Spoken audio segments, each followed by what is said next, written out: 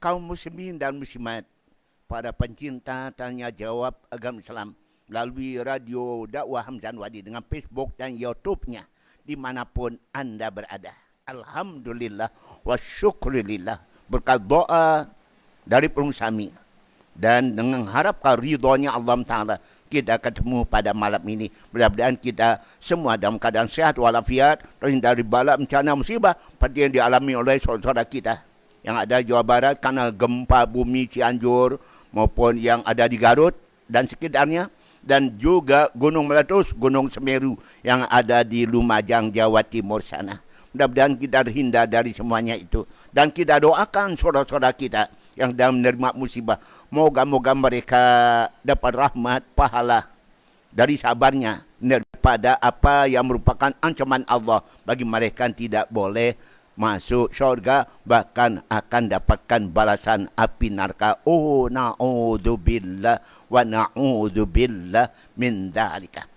Firman Allah Ta'ala mengatakan, ya benar, di zamannya orang suka pamer, suka viral, suka pertontonkan tariannya, gerak-geriknya, lenggang-lengkonya, perbuatannya, semua harus ditonton orang melalui HP. Nggih? Itu adalah riya. Riya itu adalah merupakan syirik. Syirik kecil, sabda Nabi. Inna akhwafa ma akhafu alaikum asyirkul asgar. Paling aku takutkan pada kalian, hai umatku, syirik kecil. Apa? Ar-riya. So, pamer. Harus dilihat orang, diperhatikan orang, supaya orang peduli, perhatian kepadanya. Itu namanya syirik kecil. Walaupun kecil, tapi syirik juga, walaupun halus. Yang berikutnya, wa mani'iz zakat. Tidak kujadikan neraka melainkan untuk orang-orang yang tidak mau mengeluarkan zakat. Orang yang tidak mau berzakat. Orang tidak mau berzakat, Allah tidak melihara, menjaga harta kekayaan orang itu. Datang api, kebakar. Datang banjir, hanyut. Datang longsor, ketimbun. Datang gempa bumi, hancur luluh. Datang gunung meletus, meninggal dunia dalam usia masih muda, artinya belum 60-an tahun. Jadi pelajaran pada kita, hal seperti itu tidak mustahil terjadi. Mari kita manfaatkan akhir tahun tu banyak-banyak berbuat baik. Tidak ada jaminan tahun depan ketemu lagi bulan Desember ini. Dan berikutnya, wa aklu riba. Neraka aku jadikan untuk orang-orang makan riba, jalankan riba, rentenir. Yang berikutnya, yaitu wazani. Orang-orang suka berzina. Orang sudah suka melacur, selingkuhan. Orang-orang demikian tidak akan dapatkan syurga, justru mereka diciptakan Allah neraka untuk mereka. Kemudian berikutnya, syaribul khamri. Orang-orang suka minum minuman keras. Lebih-lebih narkoba. Apa yang saya baca di koran, adanya berapa orang saudara-saudara kita yang ditangkap oleh Pak Polisi Lombok Timur karena mereka pemakit dan penjual, pengedar narkoba. Ditangkap 3 orang di rumah sehat, Kelurahan Majidi apa Pancor, Kelurahan Majidi, 3 orang. Kemudian setelah diteliti, mereka dapat dari temannya di Kelurahan Pancor. Hai saudara-saudaraku, anak-anakku, teman-temanku, jangan rusak nama Pancor kita dengan kalian suka mempergunakan narkoba. Narkoba musuh bangsa, musuh negara, musuh pemerintah, musuh agama, musuh Islam adalah narkoba. Dahsyat sekali akibatnya. Allah jadikan neraka untuk orang suka narkoba, suka minuman keras. Bapak Tuan Guru Bajang sering menyampaikan bahawa minuman keras, apalagi narkoba, adalah ummul khaba'is. Induknya dari segala kejahatan adalah minuman keras. Syarbul khamri ra'su kulli khafi'atin. Minuman keras, narkoba, adalah otaknya, biang keroknya segala dosa dan kemaksiatan. Asal usul kejahatan adalah karena minuman keras dan narkoba. Kita lihat tadi di berita, tak banyak orang saling membunuh karena minuman keras. Tak banyak orang yang membacok temannya karena minuman yang suka teler dan mabuk. tolong sampaikan kepada keluarga famili kerabat, kalau suaminya dalam keadaan telah mengucapkan talak, jatuh talaknya. Kata-kata talak 1000, jatuh talak 3. Nauzubillah. Dan berikutnya, neraka aku jadikan untuk orang yang yaitu zalimil yatim, menzalimi anak yatim, merampas harta anak yatim, ngambil milik harta anak yatim. Ya Allah, tadi kita lihat ada seorang anak membunuh bibinya kerana bibinya tidak mau memberikan warisan dari ayahnya kepada si anak yatim ini. Akhirnya si anak yatim yang lupa diri, tak bisa kendalikan diri, dia bunuh bibinya yang menahan harta warisan. Wal ajiril ghadir, aku jadikan neraka untuk orang-orang yang bertetangga. Untuk orang-orang jadi pekerja, buruh, pegawai, karyawan, pekerja yang dia itu tipu daya. Orang yang tidak jujur di dalam bekerja sebagai karyawan.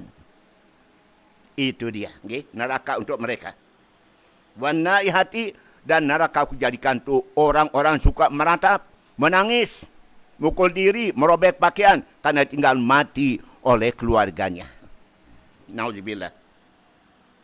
Walikulli mu'zil jiran, ku jadikan neraka untuk orang-orang suka nyakitin tetangganya. Ku jadikan neraka untuk orang suka nyakitin tetangganya. Firman Allah dalam hadis kursi. Maka dari itu, mari kita taubat. At-taibu minadz-dzam kama la dzambalahu. Orang sudah taubat dari dosa seperti orang tidak pernah berbuat dosa sama sekali. Demikian Bapa Hanafi. Makasih pada yang mengirimkan kami pulsa. Semoga Allah membalasnya. Selanjutnya, di awal ini kami masih sampaikan. Saya punya buku. Buku itu namanya Misteri Umur Usia 60 Tahun.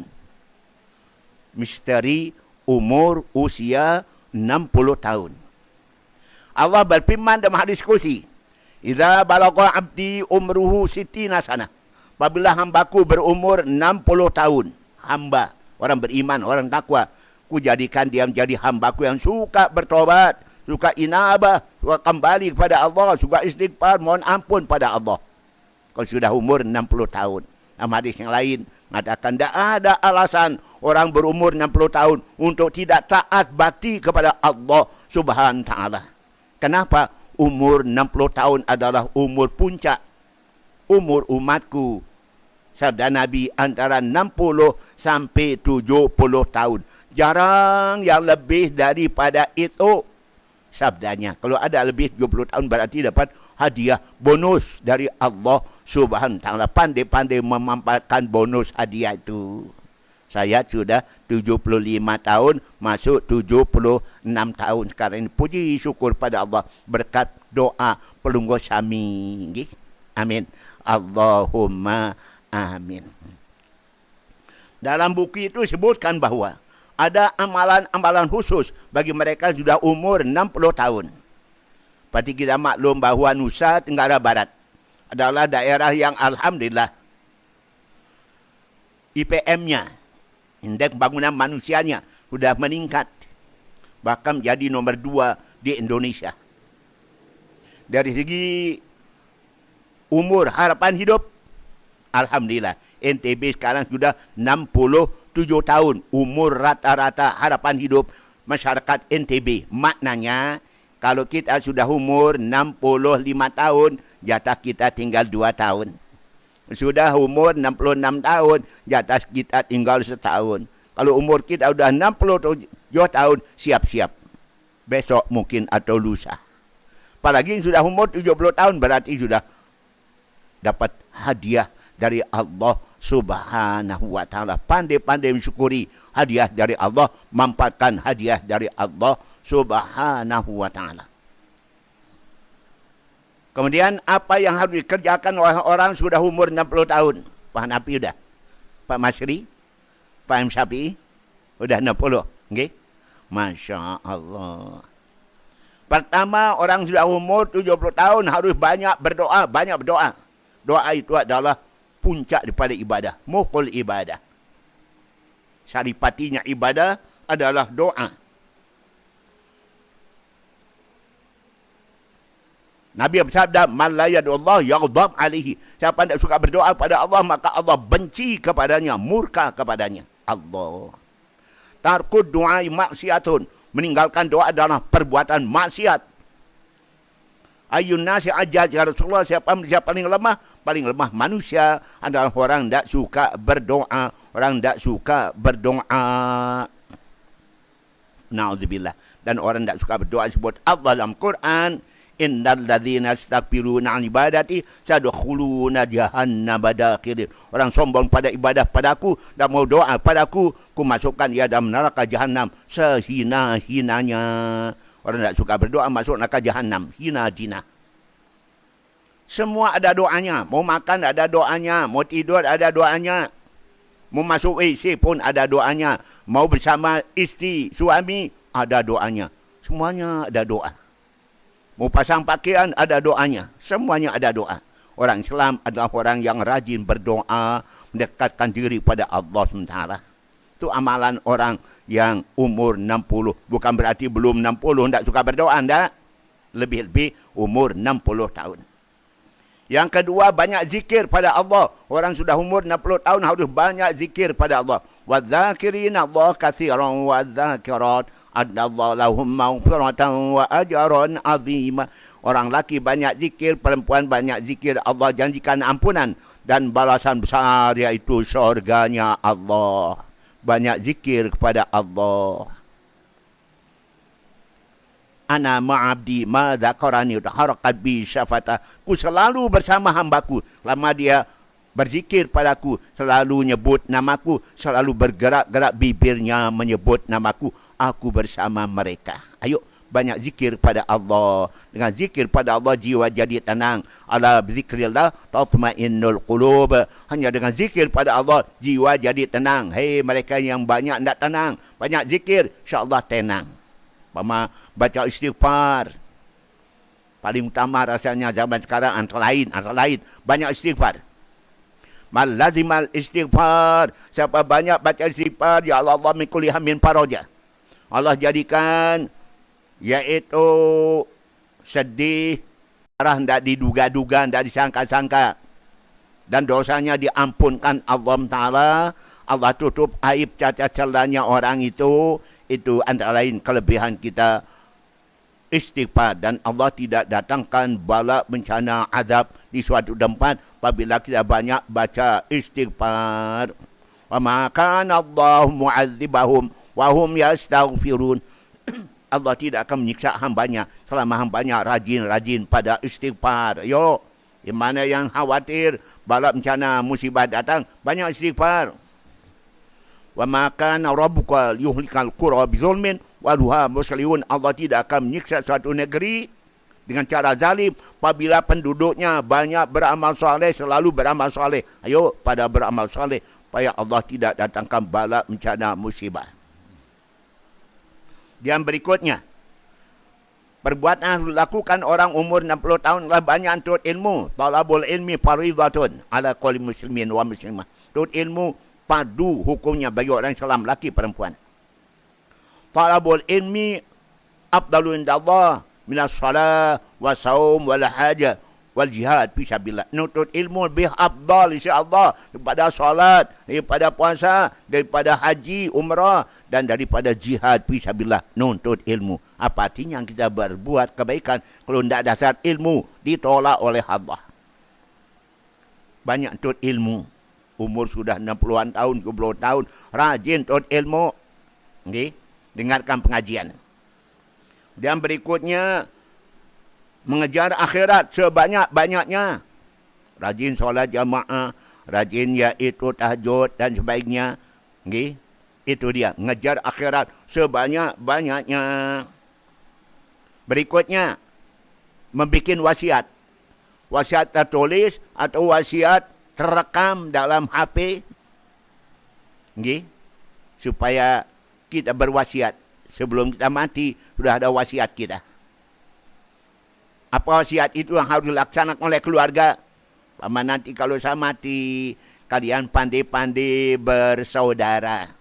Kalian sedekahkan harta yang ku tinggalkan separuhnya sedikit untuk anak yatim piatu, untuk madrasah, untuk ma'had dan seterusnya. Kita berwasiat untuk berbuat kebaikan bagi keluarga yang kita tinggalkan. Wajib mereka laksanakan. Kalau tidak, dosa bagi mereka tidak laksanakan wasiat orang tua.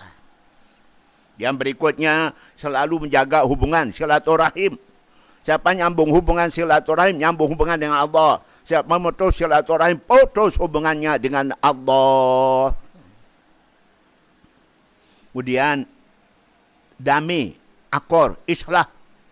Selalu mencari kedamaian, keakoran, keharmonisan.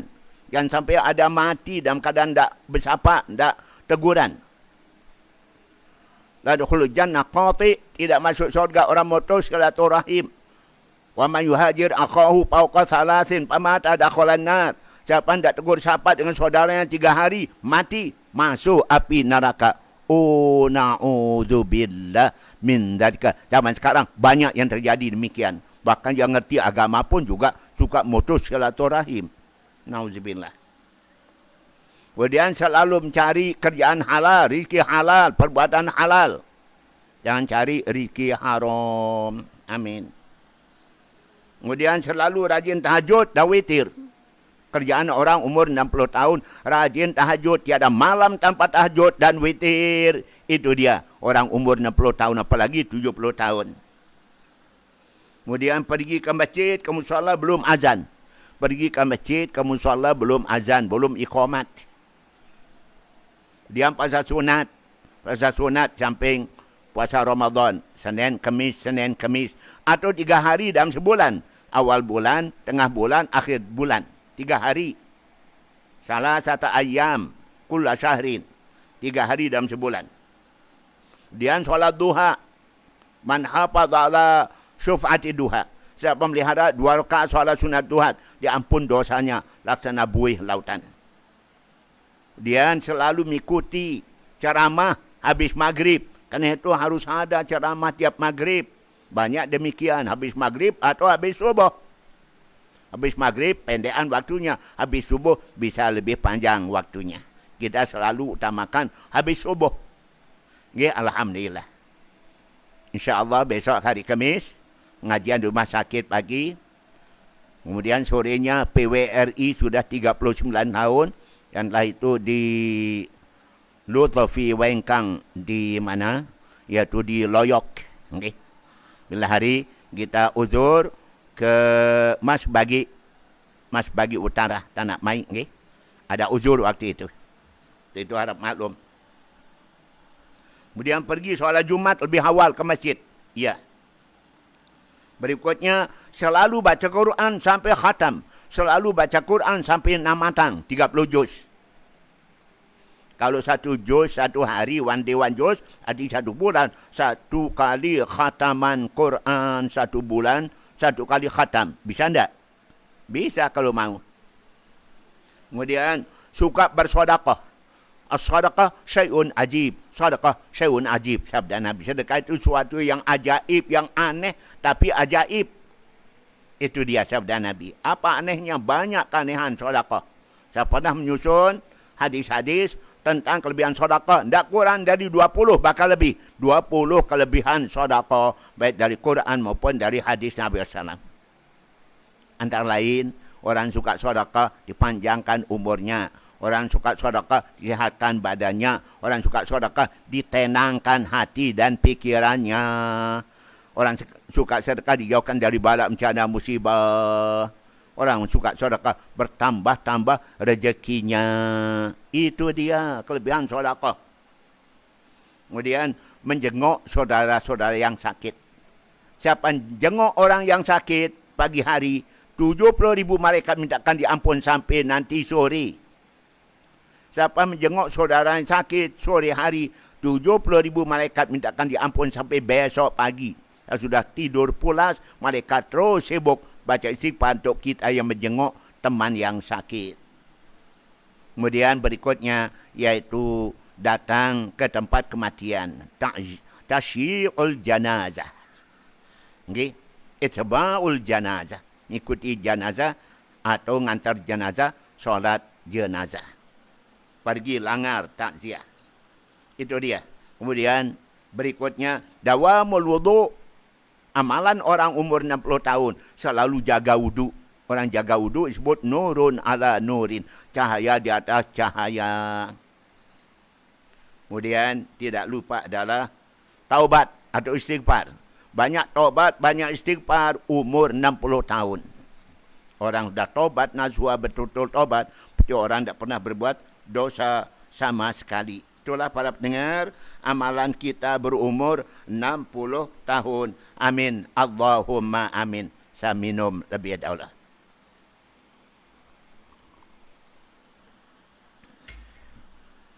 Para pendengar yang dirahmati Allah. Pernah terjadi zaman Nabi. Para sahabat bertanya, Ya Rasulullah, bagaimana keadaan kita nanti bangkitkan dari dalam kubur? Yauma yumpahu pisul patatuna apu aja. Pada hari tiupnya sangkakala, maka kalian datang berbondong-bondong, berkelompok-kelompok. Gimana kelompok kita nanti ya Rasulullah? Kata sahabat bertanya. Dan Nabi menjawab, begitu kita bangkitkan di dalam kubur, besok manusia begini jadinya. Yaitu mereka yang laisa lahu yadani warijlani. Ada kelompok yang besok di hari kemudian bangkitkan dari dalam kubur, tak punya tangan, tak punya kaki. Kalau gitu buntung, betul. Kayak gitu, kayak tong jadinya. Kayak genang. Okay? Tak punya tangan, tak punya kaki. Kalau gitu kayak mentimun. Siapa mereka Rasulullah? Siapa mereka? Itulah orang-orang yu'zil jiran. Orang Islam yang suka nyakiti tetangganya. Pernah nyakitin tangga Pak Hanafi? Dan jangan, okay? Yang kedua, mereka dibangkitkan dari dalam kubur ala suratil khanazir, seperti bentuknya babi, bentuk babi, kor-kor gitu, babi, okay? Babi hutan. Siapa mereka? Itulah yatanahuna bis salat, umatku yang melalikan solat, apalagi berjamaah. Solat di rumah aja lali. Mereka seperti itu besok kejadiannya. Mereka akan seperti babi, babi hutan. Nauzubillah min zalika. Kemudian yang ketiga, butunuhum kal jibal. Ada dibangkitkan dari dalam kubur, perutnya seperti gunung, besar perutnya seperti gunung. Dalam perut berisi iaitu teledu, telede. Siapa mereka ya Rasulullah? Yamna'una zakat. Itulah umat Islam yang tidak mau mengeluarkan zakat. Hartanya ditumpuk-tumpuk, zakat tidak. Akhirnya hartanya bisa jadi hilang. Kenapa? Tak pernah berzakat. Yang keempat, orang yang keluar min afwahim adam. Keluar dari mulutnya darah.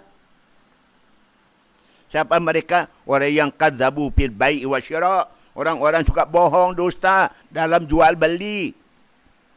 Bohong dalam hal jual beli. Tak jujur dalam jual beli, suka bohong dalam jual beli, tipu daya dalam jual beli. Orang seperti itu, besok mereka itu tinggi dari mulutnya keluar darah, mengalir darah. Demikian akibatnya. Kemudian yang kelima, orang-orang yang badannya bau seperti bangkai. Dan mereka seperti bangkai, badannya seperti bangkai. Tapi jalan, hidup, bangkit di dalam kubur, badannya seperti bangkai yang busuk. Siapa mereka Rasulullah? Alladzina yaktumunal ma'asiyah.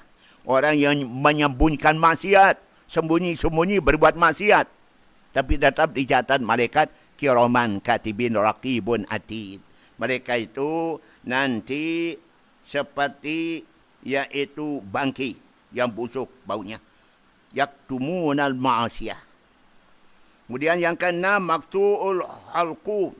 Orang terputus lehernya, tenggorokannya, lehernya putus. Ya Allah. Siapa mereka? Yashhaduna zur. Mereka menjadi saksi palsu. Saksi palsu umpama di pengadilan. Jadi saksi palsu karena cari upah. Upah kamu 1 juta, penting kamu berani bersumpah di pengadilan. Wah begini, begini, begini. Gampang, yang penting uangnya kan, bos. Bersaksi palsu. Yang berikutnya, yang ketujuh, laysa lahum alsinatun yajrid dam minhu min afwahim. Orang-orang yang tidak punya lidah, kemudian mengalir darah dari mulut mereka. Yamna'us syahada, dan mau jadi saksi dalam kebenaran, dan mau jadi saksi dalam suatu kebenaran. Yang ke-8, tangan mereka dan kaki mereka terikat di atas kepala mereka. Tangannya, kedua-duanya, kakinya diikat di atas kepala. Gimana ya? Rupanya demikian. Siapa mereka Rasulullah? Manhum ya Rasulullah? Orang-orang suka berzina, orang suka selingkuh, orang yang suka prostitusi, perzinahan, pelacuran. Mereka suka berzina, itu nasibnya. Kedua tangannya, kedua kakinya diangkat di atas kepalanya, diikat situ. Apa? Mereka harus jalan menuju padang mahsyar. Gimana caranya? Kemudian berikutnya, yang ke-9, wajah mereka hitam kelam, matanya juga demikian, perutnya penuh berbagai macam dengan api. Perutnya besar, penuh dengan api. Wajahnya hitam, matanya hitam, perutnya besar, penuh dengan api menyala dalam perutnya. Siapa mereka ya Rasulullah? Itulah mereka yang makan harta anak yatim. Mereka makan hartanya anak yatim, merampas hartanya anak yatim, peninggalan orang tuanya diambil oleh pamannya, oleh bibinya, dan sebagainya. Nauzubillah. Yang berikutnya sabda Nabi, yaitu orang-orang yang badannya penuh dengan koreng, penuh dengan yaitu berong, penuh dengan penyakit kusta. Siapa mereka Rasulullah? Itulah mereka yang uququl walidain. Mereka durhaka pada orang tuanya dulu masa hidupnya. Mereka seperti itu nanti. Tubuhnya penuh dengan koreng, dengan napi dan kusta, penyakit berong, kata orang. Seperti itu nasibnya. Yang ke-11 adalah mereka yang buta hatinya, buta matanya. Gigi mereka seperti tanduk kerbau, sapi. Mulut mereka, bibir mereka panjang sampai ke dadanya. Lidahnya panjang sampai ke perutnya. Keluar berbagai macam kotoran dari tubuhnya, dari perutnya. Siapa mereka? Alladzi yashrabul khumur. Orang-orang suka minum minuman keras, apalagi narkoba. Ini nasib anda, hai narkobais, tukang minum, teler. Ini nasib anda nanti, sabda Nabi. Yaitu matanya buta, hatinya buta, giginya panjang seperti tanduk sapi kerbau. Mulut, bibirnya panjang sampai ke dadanya, lidahnya panjang sampai ke perutnya. Gimana rupanya mengerikan. Itulah mereka. Yashrabunal khumur. Tukang teler mabuk. Tukang narkobais. Ini nasib anda. Hai mereka yang suka demikian. Yang merusak nama desa, merusak nama kampung, merusak nama daerah, merusak nama Islam. Kemudian terakhir sabda Nabi, mereka wajahnya seperti bulan purnama malam tanggal 15. Mereka liwat di atas mustaqim, seperti kilat yang menyambar. Siapa mereka? Itulah orang banyak beramal soleh, menjauhkan dosa dan maksiat. Kemudian rajin solat, mati taubat. Bagi mereka adalah syurga, ampunan dan keredaan Allah Subhanahu wa ta'ala. Ada lagi tinggal satu, pelupaan. Yaitu orang yang dibangkitkan di dalam kubur seperti orang kesurupan. Orang yang dibanting-banting oleh syaitan. Siapa mereka? Itulah orang-orang rentenir, tukang riba, tukang peranakan kepeng, bang rontok, dan sebagainya. Itu nasib mereka nanti. Oh, na'udzubillah min dzalika. Para pendengar, mari kita lihat pertanyaan. Assalamualaikum warahmatullahi wabarakatuh. Waalaikumsalam warahmatullahi wabarakatuh. Gimana hukumnya? Seorang dinyatakan sebagai qari'ah, tapi dia adalah bidu wanita, tukang penyanyi yang kadangkala gerak-gerik tingkah laku berpakaiannya sungguh merangsang nafsu syahwat. Gimana demikian? Bisa rusak bacaan Qur'annya, amalan Qur'annya bisa rusak kalau dia campur kepandaian baca Quran bagi qari'ah dengan dia suka nyanyi sebagai penyanyi, lenggang-lenggok, nampakkan pakaian, perhiasan, bahkan auratnya. Tak pas dan tak pas. Kalau jadi qari'ah sajalah. Kalau jadi penyanyi sajalah. Jangan dicampur aduk agama dengan hal-hal yang sungguh dibenci dalam agama kita. Kemudian haramkah mencampuri istri yang baru melahirkan, belum sampai 40 hari? Para pendengar, kaum wanita keluar darah setelah melahirkan namanya nifas. Nifas itu tidak selalu 40 hari, 60 hari. Bisa jadi orang itu nifas hanya sehari, 1 minggu, 2 minggu. Kalau sudah tidak keluar lagi, boleh. Asal dia sudah mandi suci lebih dahulu seistrinya, boleh dicampurin. Siapa tahu suaminya mana tahan gitu. Silakan kalau sudah berhenti keluar darah dan sudah mandi. Masya Allah. Betulkah laki-laki pakai perhiasan emas dibolehkan? Siapa bilang? Laki-laki haram pakai perhiasan emas. Hadani haramani lirijal hillul linisa. Ini barang haram bagi laki, halal bagi perempuan. Emas dan sutra, emas dan sutra. Kenapa? Kaum laki haram pakai emas dan sutra. Karena kaum laki kerjanya keluar rumah, cari nafkah, bekerja dan sebagainya. Kalau dia pakai emas, sutra berarti pamer kekayaan di depan orang-orang miskin. Itu tidak boleh terjadi. Okay? Jaga perasaan orang miskin. Kan itu haram pakai emas dan perak, emas dan sutra bagi kaum laki-laki. Iya. Gimana hukumnya? Apabila dukun menyuruh orang sakit makan daging babi. Dan ternyata betul, setelah dia makan daging babi, dia sehat, dia sembuh. Tidak boleh. Tetap haram hukumnya. Najis mukaladzah. Nabi mengatakan, Allah lam yaj'al shifa'akum bima harama 'alaikum. Pokoknya Allah tidak jadikan obat kalian dari barang-barang yang haram. Pasti ada obatnya yang halal. Tidak boleh dari barang yang haram. Itu dia. Okay? Berikutnya, yaitu gimana hukum mengadakan walimah dan orang diundang. Walimah itu banyak. Perkawinan, azakuran, perkawinan. Okay? Wajib dihadiri kalau itu acara akad nikah. Dan ada khitanan, boleh dihadirin, boleh tidak. Kemudian cukur rambut anak, beri nama dan sebagainya. Sunat hukumnya.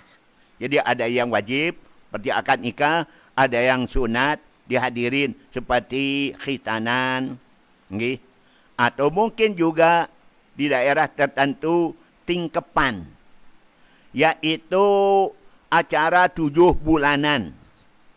7 bulan hamil diadakan acara tasakuran. Kenapa? Syukur sudah bisa sampai 7 bulan umur kehamilan. Sekali mendoakan mudah-mudahan nanti lahir anaknya, lahir sehat wa'afiyah. Gitu dia. Boleh semuanya dalam rangka tasakur. Apakah ada tuntunan Islam tentang beri nama? Iya dong. Nabi SAW sangat menekankan umat Islam memberi nama yang baik-baik. An yuhsina ismahu. Tidaklah orang tua memberikan nama kepada anaknya nama yang baik. Berarti kalau beri nama yang baik, berarti kita melaksanakan sunnah Nabi. Berarti dapat pahala. Berarti ada doa di situ. Dia dipanggil anak kita, maka berarti dia didoa. Umpama namanya Abdullah. Abdullah hamba Allah. Di doa mudah-mudahan dia adalah jadi hamba Allah, betul-betul hamba Allah. Muhammad mudah menjadi orang terpuji, doa. Jadi dalam Islam beri nama itu adalah dituntut supaya beri nama yang baik-baik. Bahkan kalau nama anak kita jelek boleh diganti walaupun dah besar. Okay? Dulu zaman Nabi ada seorang anak, ditanya Nabi, ya anakku siapa namamu? Perempuan. Nama saya Asiyah ya Rasulullah. Bukan namamu Asiyah nak, Jamilah namanya. Asiyah artinya perempuan maksiat. Jamilah artinya perempuan cantik. Laki-laki, siapa nama nak? Nama saya Zaidul Khaili. Si Zaid anak jaran, anak kuda. Namamu bukan Zaidul Khaili, tapi Zaidul Khairi. Si Zaid yang baik, yang baik. Demikian anjuran Nabi supaya memberi nama yang baik, yang baik. Sekarang ini, Masya Allah, lihat nama-nama yang aneh-aneh. Justru saya bangga kadang-kadang melihat Bapak TNI, Polri, dan yang lainnya yang namanya demikian Islami betul. Islami betul, Masya Allah. Dan tidak akan ragukan keislamannya. Kenapa? Dari namanya kita tahu orangnya sungguh, keluarganya orang fanatik Islam. Baik laki maupun perempuan. Berikutnya, bagaimana membakar lembaran Quran sudah koyak-koyak dan robek-robek untuk menjaga jangan sampai berhambur-hamburan, terinjak-injak oleh orang. Boleh. Quran sudah robek, sudah koyak-koyak. Okay. Lembarannya kita bakar, kemudian setelah itu abunya kita buang ke sungai atau ke laut. Kemudian berikutnya, gimana seorang menggauli isi orang, tapi setuju sama-sama mau sama mau. Siapa yang paling pantas mendapatkan hukuman? Laki perempuan. Sama-sama mau soalnya. Yang perempuan mau dapat dosa. Yang laki mau dapat dosa. Nabi bersabda bahwa dosa yang paling besar syirik pada Allah. Dua durhaka pada ibu bapa. Yang ketiga, antuzania bihalilati jarika. Engkau berzinah dengan istri tetanggamu. Maka yang berzinah laki dapat dosa. Yang perempuan mau juga dapat dosa. Apalagi dia itu sampai berzina, selingkuh. Kedar pacaran saja sebagai seorang istri. Besok hari kemudian kedua matanya dipaku, dilinggis pakai paku atau linggis api neraka. Sumirat ainaha yaumal qiyamah. Siapa-siapa seorang istri pacaran, selingkuh, besok kedua matanya dilinggis api neraka. Oh, na'udzubillah. Na'udzubillah min dzalika. Ya. Gimana hukumnya orang suka mengadu domba? Ngadu domba. Kenapa tidak ngadu kambing gitu deh? Domba. Ngadu domba itu namanya, bahasa lainnya adalah an-namimah. La dukhulul jannah qattatun ay namamun. Tidak masuk surga orang suka mengadu domba. Namamun, namimah, qattatun. Nabi SAW pernah liwat kuburan. Liwat di kubur, Nabi menangis.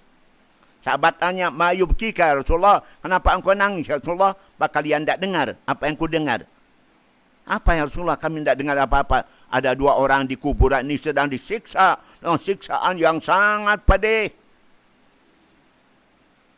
Yudaqallabu alal jamri laylan wa nahara, dibakar di atas bara api neraka siang dan malam, bolak-balik.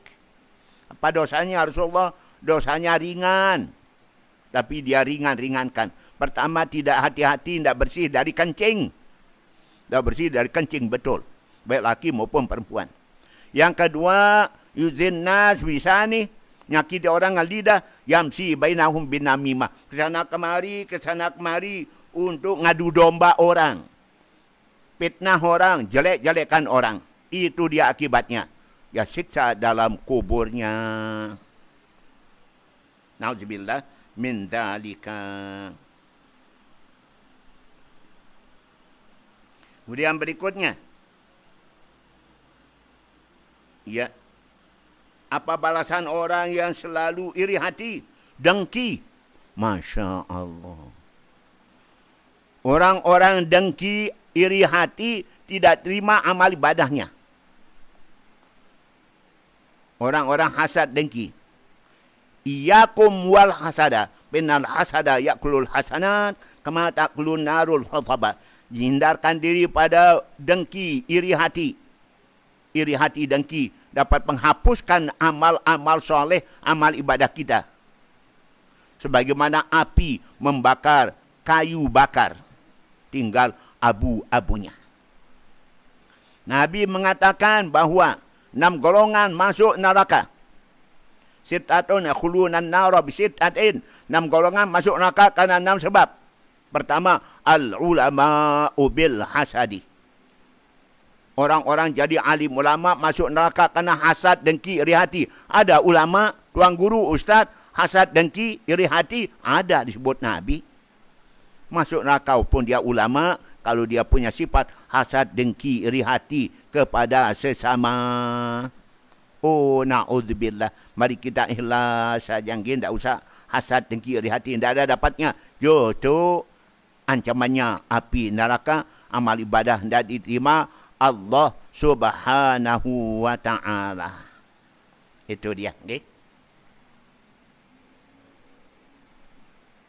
Sittatu asya tubitul amal. Ada 6 macam yang dapat menghapuskan pahala-pahala. Apa itu? Al-istighal bi'uyubin nas. Pertama, sibuk dengan aib orang. Aib orang jadi cari-cari, disebut-sebut, disebar-sebarkan. Okay? Ya Allah, aib orang saja yang disebut-sebut. Dan dia sendiri pasti banyak aibnya juga. Perbuatannya nyebarkan aib orang itu sudah masuk aib. Yang kedua, qaswatul qalbi, hasad, dengki, iri hati.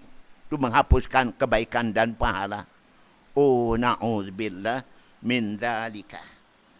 Itu dia akibat hasad, dengki, iri hati. La takun hasidan takun syari'al fahmi. Yang suka hasad, dengki, iri hati, pasti kau jadi orang pintar. Tolab talibat mahat. Kalau tidak suka iri hati, maka insyaAllah jadi tolab talibat yang pintar, yang cerdas, yang pandai. Pak Tuan Guru Bajang mengatakan, sumber ilmu ada 4. Pertama, Al-Quran dan hadis, iya.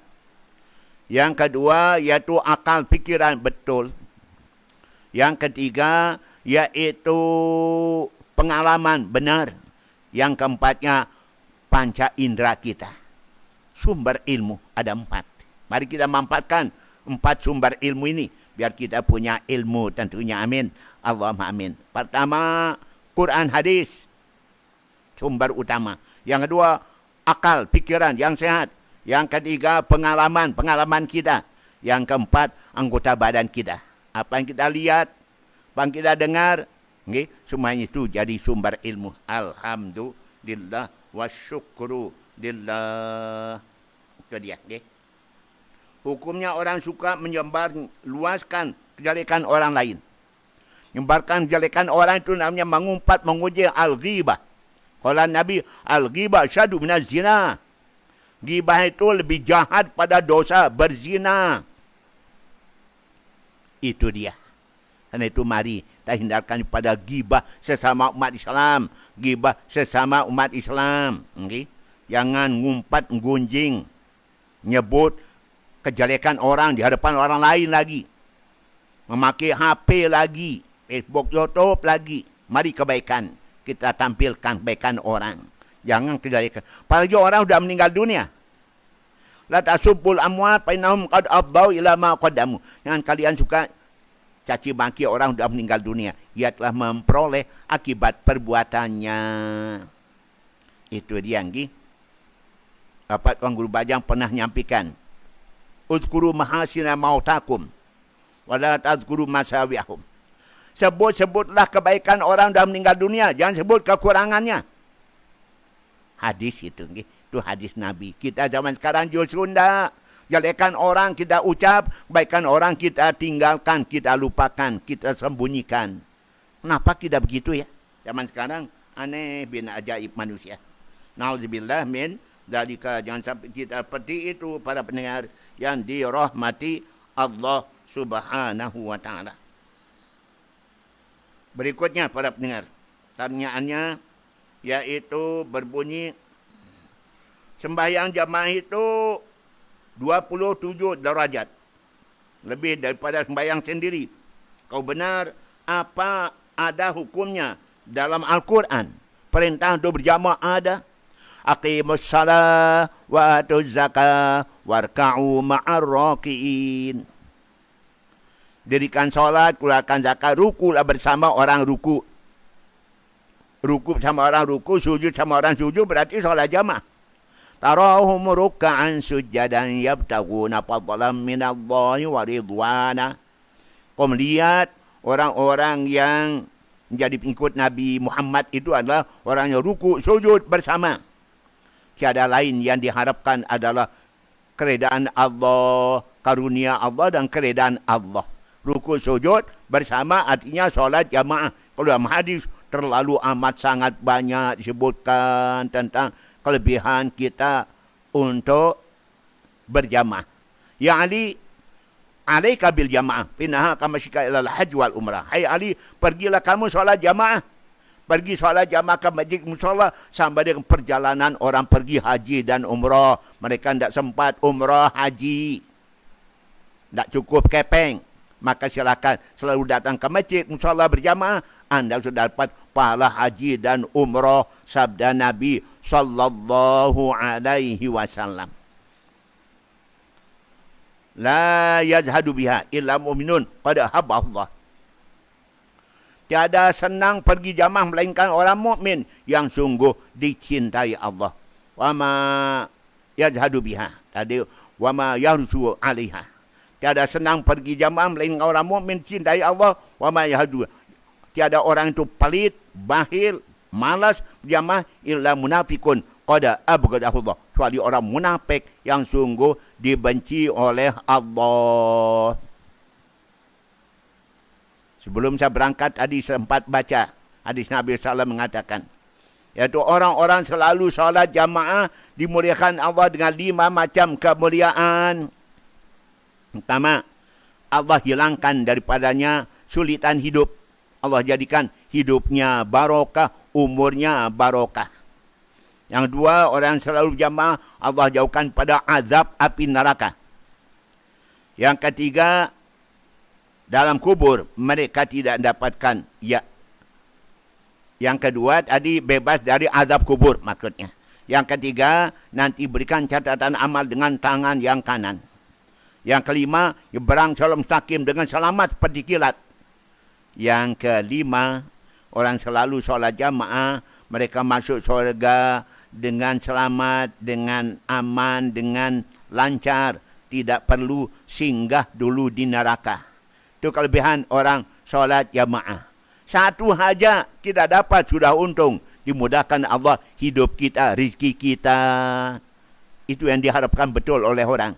Murah rezeki, gampang dapat rezeki, itu dia. Okay? Melalui solat jamaah, Nabi berjanji Allah mudahkan rezeki orang selalu solat berjamaah. Amin. Allahumma amin. Mudah-mudahan jadi kenyataan. Baik. Okay? Kemudian, bagaimana maksud menghadiri majlis taklim? Lebih utama pada mendirikan solat 1000 rakaat. Riwayat Abu Zar. Betul. Ya Abu Zarin.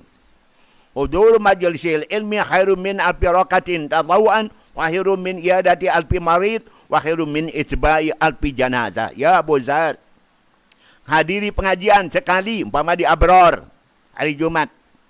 Lebih utama daripada kau solat sunat 1000 rakaat. Solat sunat 1000 rakaat. Solat sunat tahajud umpama 1000 rakaat. Siapa mampu? Lebih utama daripada menjenguk orang sakit 1000. Di mana orang sakit 1000? Okay? Rumah sakit Selong, dah ada. Tadi ke rumah sakit Selong saya. Kemarin 9 kali pergi ke rumah sakit Mataram, provinsi. Dah ada 1000 saya kira. Ternyata hadiri pengajian sekali lebih utama daripada 1000 orang sakit dijangok-jangok. Wa khairum min isba'i alfi janazah. Lebih utama daripada mengikuti, ngiring, ngantar mayit 1000 mayit ke kuburan. Masya Allah. Itulah kelebihan keutamaan orang yang nutut ilmu Bapak Ibu sekalian. Allah berfirman, wa kaifa tatma'u fi sa'ada bi qillatil ilmi. Firman Allah, gimana kamu hai anak Adam menginginkan mengharapkan selamat dunia akhirat tanpa ilmu yang cukup? Sedikit ilmumu, kamu harapkan selamat masuk surga? Tak bisa dong, tak bisa. Manik Allah dalam hadis kursi. Ayo, pada turut ilmu kalau begitu. Okay? Masya Allah. Banyak orang gila, tapi badannya sehat-sehat. Di mana yang dimaksud dengan al-aqlus salim, fil jismis salim. Akal yang sehat pada tubuh yang sehat. Betul. Bahkan jadi lagu kami dulu. Okay? Lagu kami dulu waktu muallimin diadakan iaitu gamuna. Okay? Olahraga untuk muallimin dulu. Ingat saya. Tahun-tahun 60-an sekian. Ada lagunya. Ternyata sekarang saya melihat tidak benar. Banyak salahnya. Tidak pas. Kenapa? Saya sudah 44 tahun di penjara Selong. Tiap hari Jumat. Dulu hari Jumat, Rabu juga. Pengajian. Okay? Mereka sehat-sehat. Gemuk-gemuk, gempal-gempal. Okay, tapi mentalnya, jiwanya tidak sehat. Banyak yang berkali-kali masuk penjara. Tidak kapok-kapok. Terutama oleh narkoba. Ada yang jumpai ditangkap. Sudah 3 kali masuk penjara. Sekarang masuk lagi. Yang kemarin tangkap di Majidi itu juga sudah masuk penjara. Sekarang masuk lagi. Sudah 4 tahun dulu. 4 tahun lebih dari penjara keluar. Kembali lagi narkoba. Kenapa tidak kapok-kapok, tidak jarak-jarak, apa tidak tahu nama itu dosa besar. Diancam oleh Allah. Tidak akan masuk surga. Syaribul khamri. Tukang teler, mabuk. Tidak akan masuk surga. Justru mereka siapkan api neraka. Oh, na'udzubillah. Na'udzubillah. Min dzalika. Kemudian di penjara, di rumah sakit banyak orang sakit, tapi hatinya tenang, hatinya suci, hatinya bersih. Jadi tidak selamanya. Badan sehat, pikiran sehat. Ada yang badan sehat, pikirannya sehat. Ada orang yang kurang sehat, tapi hatinya sehat. Aneh juga. Kemudian berikutnya, yaitu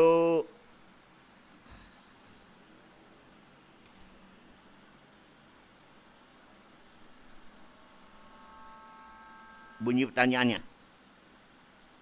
Bagaimana hukum orang tua yang belikan pakaian untuk anak perempuan? Pakaian yang setengah telanjang. Ya Allah. Pakaian setengah telanjang. Maka orang tuanya ikut berdosa. Anaknya pakai pakaian itu, orang tua dapat dosa. Anak dapat dosa, orang tuanya dapat dosa juga. Wa na'udzubillah min dzalika. Baik, kita minum kembali para pendengar, pemirsa yang dirahmati Allah. Belum balik. Makmum belum balik tapi sudah mumayyiz. Belum balik artinya belum 15 tahun. Bahkan sekarang belum, yaitu belum 18 tahun kalau menurut pemerintah. Itu disebut orangnya balik. Menurut agama kita 15 tahun. Belum 15 tahun jadi imam, jadi makmum. Sahkah solat jemaah? Sangat sah. Boleh. Yang penting mereka sudah mayyiz. Tahu halal haram, sah batal, suci najis dan sebagainya, sah dan batal, mereka sudah pelajari. Maka sah mereka jadi makmum, bahkan sah jadi imam. Zaman Nabi ada seorang anak laki, anak muda, umur 7-8 tahun. Didengar Nabi bacanya bagus, qori orangnya. Maka Nabi mengatakan, anta imamum. Kau jadi imam ya, kau jadi imam. Masya Allah. Jadi boleh. Pama guru-guru ngaji, ustaz. Anak-anak ngaji yang masih kecil-kecil jadi makmumnya. Dia jadi imam. Dia berniat jadi imam. Anak-anak kecil mungkin niatnya gimana, karena masih kecil. Ikut berjamaah sebagai latihan dan pelajaran. Membiasakan mereka sah hukumnya. Si imam sudah balik, makmumnya belum balik. melatih mereka. Gimana hukumnya seorang makmum yang perpanjang bacaan melebihi dari bacaan imam? Tak boleh gitu dong. Jangan panjang. Okay? Sampai lewat 2 rukun peli, batal solat jamaahnya si makmum. Berarti dia tidak berjamaah. Jadi kalau imam sudah takbir, maka segera makmum mengikuti takbir. Kalau imam beruku, maka makmumnya segera ruku. Imam sujud, segera makmum sujud. Imamnya bangun dari rakaat pertama ke rakaat kedua, maka ikut makmum bangun. Dan jangan berlama-lama si makmum. Hilang pahala jamaah. Hilang pahala jamaahnya. Kasihan. Gimana hukumnya? Tidak membongkar kejelekan orang. Bila dibongkar, akan menjadi masalah besar atau fitnah. Tak boleh gitu dong, tak boleh. Man ayyara akhahu bidzambin lam yamut hatta yamalau. Siapa yang menghina, mencela saudaranya yang telah berbuat dosa dan kesalahan, sebelum mati dia akan berbuat yang sama. Lebih baik kita nasihatin, peringatin, suruh tobat nasuha pada dibongkar, dicerita. Pakai HP lagi. Media sosial. Sehingga viral kemana-mana. Ini disenangi orang zaman sekarang. Memperlihatkan aib, cacat, celah, dosa orang lain. Nanti giliran dia juga akan dibongkar aibnya. Man kashafa auratan mu'min, kashafa Allah auratahu. Siapa membongkar aib orang beriman, Allah akan bongkar aib-aibnya orang tersebut. Sampai aib tersembunyi di dalam rumahnya. Sabda Nabi SAW. Ingat balasan Tuhan. Okay? Baik, makasih pada anda yang bertanya. Lanjut. Berapa hari lamanya kita boleh menjamak dan mengqasar solat saat musafir? Selama kita musafir, tak boleh jamak dan qasar. Kalau sudah sampai tempat musafir, umpama ada adik yang pergi ke Malaysia bekerja sana, sudah sampai di sana, okay? Sudah tuntas perjalanan, ya kembali kepada solat yang normal, yang biasa. Itu juga mereka pergi haji, umrah, dan musafirnya boleh jamak qasar. Sampai di sana, ya kembali lagi solat sempurna, solat normal, gitu dia. Bukannya berkepanjangan. Dia hanya 10 hari umpama di negeri orang. Selama 10 hari jamak qasar, jamak qasar. Tidak. Dia sudah sampai tempat musafir. Oh, dah. Karena jamak qasar bagi orang musafir. Keringanan bagi orang musafir. Mereka dalam musafirnya mudah, ringan, rukhsah, keringanan dari Allah Ta'ala. Jadi kalau sudah sampai tempat musafir, umpama ada mahasiswa pergi kuliah ke negeri orang, ada yang ke Polandia, ada yang ke Eropah, ada yang ke Jepang dan sebagainya. Sampai sana, tidak lagi jamak qasar dong. Jamak qasar bagi orang dalam musafir. Gitu dia. Okay? Makasih pada anda bertanya. Bagus pertanyaan ini.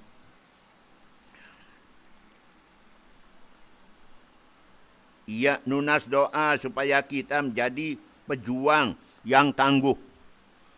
Dengan kita hiziban. Dalam hizib itu doa-doa untuk kita menjadi pejuang yang tangguh, pejuang yang ikhlas.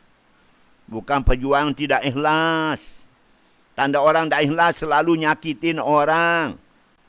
Jelek-jelekan orang, fitnah orang, ngadu domba orang, merendahkan orang, itu tanda orang tidak ikhlas dalam berjuang. Mari kita berjuang dengan tulus ikhlas. Mudah-mudahan kita sukses dalam perjuangan kita. Amin. Allahumma amin. Okay? Itu dia para pendengar. Lanjut.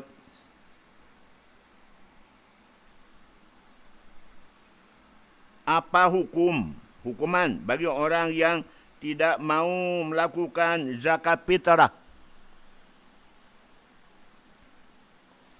Nabi bersabda, "Shaumul abdi mu'allaqun baina samai wal ard hatta yaqdiya shadaqatal fitri." Puasa seorang tidak diterima Allah kalau dia tidak mengeluarkan zakat fitrah.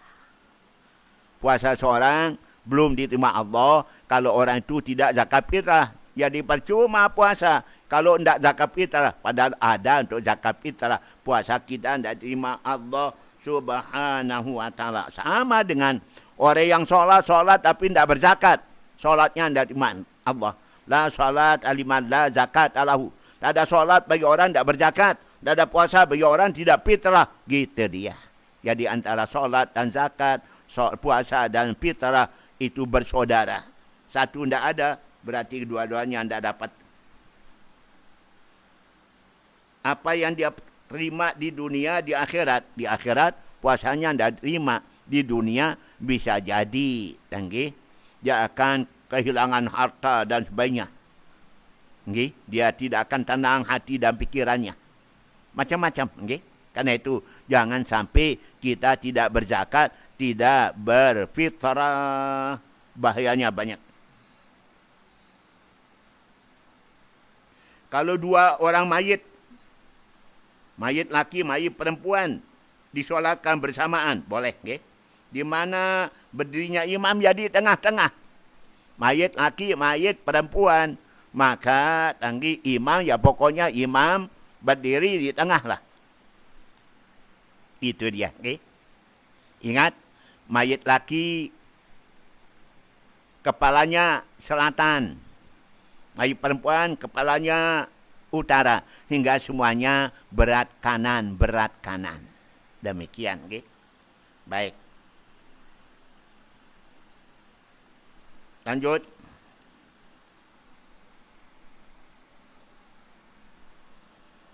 Assalamualaikum warahmatullahi wabarakatuh. Waalaikumsalam warahmatullahi wabarakatuh. Apa perbedaan antara cita-cita dan angan-angan? Cita-cita disebut hamun, azam, cita-cita. Tapi kalau angan-angan namanya amalun. Pakai alif, amalun. Angan-angan, keinginan. Maka kalau cita-cita sudah mantap untuk mengerjakan apa yang jadi cita-cita kita. Sudah ada syarat rukunnya di situ. Ada persiapan. Tapi kalau angan-angan ya khayalan. Menghayalkan jadi orang kaya tapi tidak berusaha. Khayalkan dirinya jadi orang alim tapi tidak nuntut ilmu. Khayalan. Angan-angan. Tapi kalau cita-cita, azam, keinginan besar, maka berarti sudah ada upaya usaha untuk memperolehnya. Nabi bersabda, man hamma bihasanatin falam ya'malha.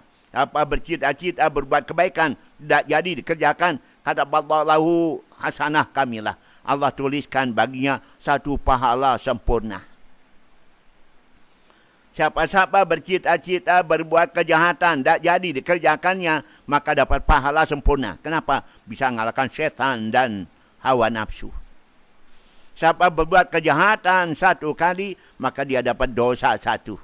Itu namanya amalun bimislin, amalan setimpal. Kemudian ada amalun mujibun, amalan yang wajib memperolehnya. Siapa mereka? Orang beriman wajib masuk surga, pasti masuk surga. Apa langsung atau tidak langsung tergantung amalnya. Sedangkan orang kafir, orang syirik wajib masuk neraka. Amalun mujibun, amalan yang wajibkan. Dan amalun bi'asyratin, amalan balasannya 10.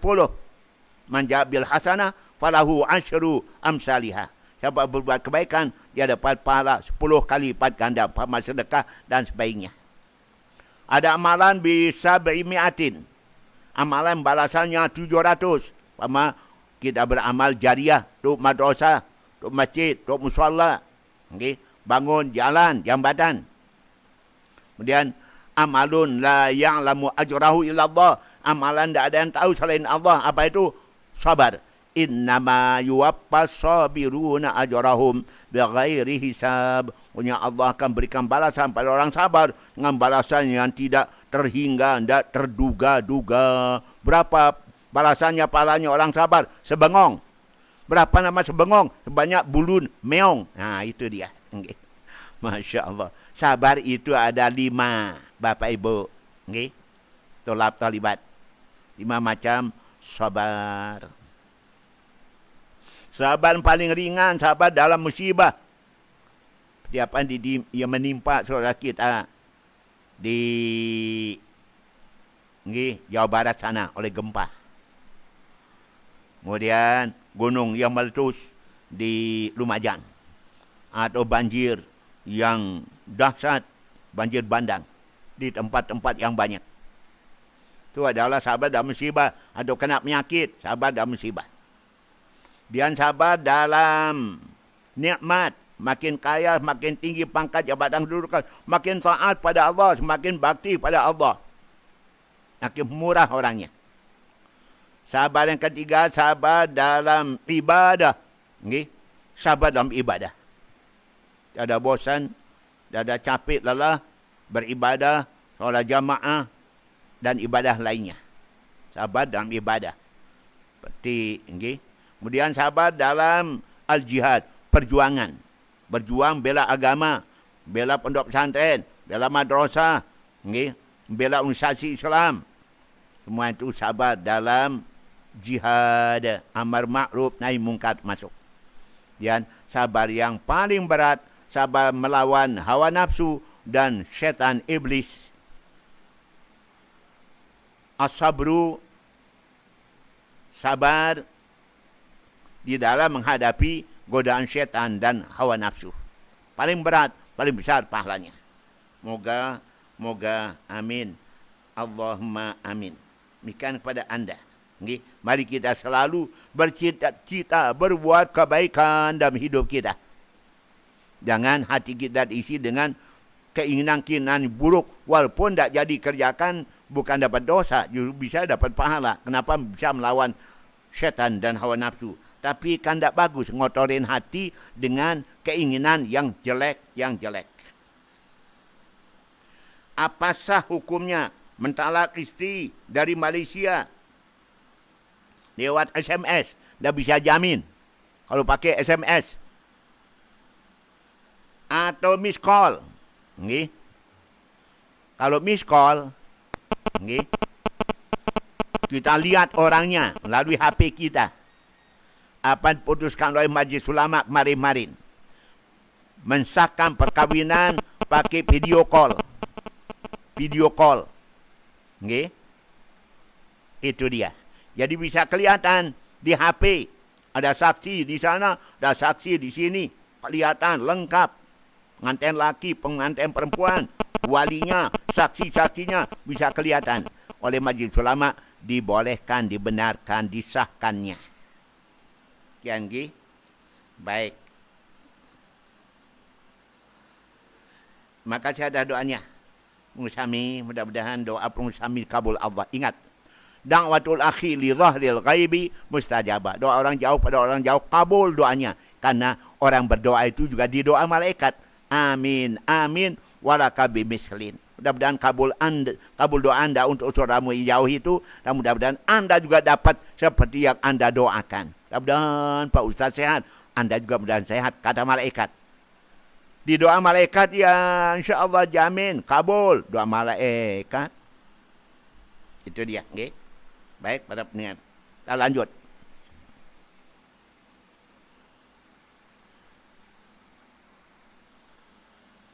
Minta doa supaya hati teguh, taat terus, beribadah pada Allah, supaya hati tidak gelisah, supaya hati kita tenang. Para pendengar, doa supaya hati tenang, yaitu Allahumma ja'al nafsi nafsan thayyibatan mutmainnah ta'iyatan hafizah tu'minu biliqa'ika taqna'u bi'ata'ika wa tarda biqada'ika la hawla wa la quwwata illa billahil aliyul azim. Itu dalam hiziban kita ada sebutkan. Wa inni a'udzubika minal hammi wal hazan, a'udzubika minal ajzi wal kasal, a'udzubika minal jubni wal bukhli, a'udzubika min ghalabatid dain wa qahrir rijal. Supaya mantap hati kita, dalam perjuangan, tegak hati kita dalam perjuangan. Allahumma ja'an nafsi nafsan thayyibatan mutmainnah ta'iyatan hafizah tu'minu biliqa'ika taqna'u bi'ata'ika tadha biqada'ika la haula wala quwata illa billahi al. Ini juga doa untuk hati kita mantap. Dalam perjuangan tidak berubah, tidak goyang, tidak goncang. Atau Allahumma nas'aluka sabat fil amri, nas'aluka azimat ar-rusydi, nas'aluka syukra ni'matika husna ibadatik, nas'aluka lisanan sadiqa qalban salima, wa na'udzubika min syarri ma ta'lam, nas'aluka min khairi ma ta'lam, nastaghfiruka mimma ta'lam, innaka anta 'allamul ghuyub. Ini juga doa mohon ketatapan hati, kemantapan hati, istiqomah hati kita dalam kebaikan. Apapun rintangan kendala, kita tabah menghadapinya. InsyaAllah ta'ala. Amin. Allahumma amin. Bagaimana hukumnya orang pakai gelang imitasi? Bukan emas asli. Yang biasa digunakan oleh anak remaja. Apa tidak dibolehkan, dinampakkan ketika memakainya? Para pendengar, pokoknya perhiasan kaum wanita hanya boleh kelihatan mana yang nampak. Nampak di tangannya cincin, nampak di wajahnya, umpama dia pakai emas di wajahnya, tempel di hidungnya, tempel di keningnya. Ada enggak seperti itu? Di orang-orang India pasang kriun di hidungnya. Masya Allah. Tak pas kelihatan bagi kita. Tak biasa bagi bangsa Indonesia. Mana yang kelihatan? Boleh kelihatan. Yang di wajah dan di tangan. Di luar itu tak boleh kelihatan. Walaupun emas imitasi sekalipun. Masya Allah. Demikian. Gimana jadinya kalau kalung? Jelas tak boleh kelihatan. Gimana kalau kriun? Tak boleh kelihatan. Yang boleh kelihatan hanya cincin kita. Gelang pun jangan kelihatan. Tertutup oleh yaitu lengan baju kita yang panjang. Pak Ustaz, apakah ada kifarat nazar? Dan apakah boleh kita bernazar untuk pakai jilbab? Nazar artinya mewajibkan diri mengerjakan suatu yang sunat. Kalau saya lulus, saya akan puasa sunat, maka wajib. Kalau saya lulus, saya akan menyantui anak yatim, berarti wajib. Tetapi kalau itu perbuatan memang dah wajib, dah bisa jadi nazar. Nanti kalau saya lulus, saya wajib pakai jilbab. Memang pakai jilbab itu wajib. Jadi kalau saya lulus, saya akan selalu solat fardu 5 waktu. Memang dah wajib. Nah, jadi kalau kita tidak bisa laksanakan nazar. Nah, itu maka bernazar harus betul-betul untuk laksanakan. Man nazara an yuti Allah fal yuti'hu. Siapa bernazar untuk taat bakti pada Allah, wajib. Man nazara an yu'si'ahu fala yu'si. Siapa bernazar mengerjakan maksiat, tak boleh dikerjakan nazarnya. Kalau kita sudah bernazar, tak mampu mengerjakannya, ya taubat nasuha. Mohon ampun pada Allah, ya Rabb. Nyata aku tak mampu mengerjakan nazarku, ya Allah. Bernazar, kalau saya lulus, saya puasa sunat sebulan. Baru seminggu sudah tak tahan. Siapa suruh bernazar yang berat-berat? Tak boleh memberatkan diri. Apakah kata-kata yang terlintas dalam hati kita juga ditulis oleh malaikat raqib dan atid? Bagaimana diucapkan oleh lidah? Betul. Walaupun baru terlintas dalam hati. Ma khatara fi qalbi bashar. Terlintas dalam hati seorang. Ditulis oleh malaikat. Kiraman katibin raqibun atid. Apalagi diucapkan. Apalagi sudah betul-betul angan kita mengerjakannya. Baru saja terlintas. Sudah menjadi tulisan malaikat. Nah, itu jadilah lintasan hati kita yang baik, yang terpuji, doang, jangan yang jelek-jelek. Baik, makasih Anda bertanya. Assalamualaikum warahmatullahi wabarakatuh. Waalaikumsalam warahmatullahi wabarakatuh. Ya, makasih. atas doanya. Lebih afdal mana bersedekah di hari Asyura? Wah, sedekah hari Asyura, okay? Atau bayar hutang di hari Asyura. Bayar hutang wajib, sedekah hukumnya sunat. Lebih besar pahala mengerjakan wajib pada sunat. Maka bayar dulu hutangnya. Kalau sudah lunas hutang, ada lebih, sedekah. Kalau tidak ada lebihnya, sudah. Bayar hutang adalah juga masuk sedekah itu. Pahalanya lebih besar daripada hanya sedekah. Hutang belum dibayar. Okay? Baik. Bagus itu. Okay? Lunasin dulu yang wajib, baru yang sunat, yang sunat. Qadha dulu, baru yang sunat, yang sunat. Apa solat sunat fajar? Itu maksud dengan solat sunat qabliyah subuh. Betul dan betul. Solat sunat fajar, solat sunat al-fajr, rakaat ini Allah Ta'ala. Solat sunat fajar 2 rakaat kerana Allah Ta'ala. Sama dengan solat sunat subuh, rakaat ini Allah. Solat sunat subuh 2 rakaat. Tidak mengatakan qabliyah kerana tidak ada ba'diyahnya. Sama.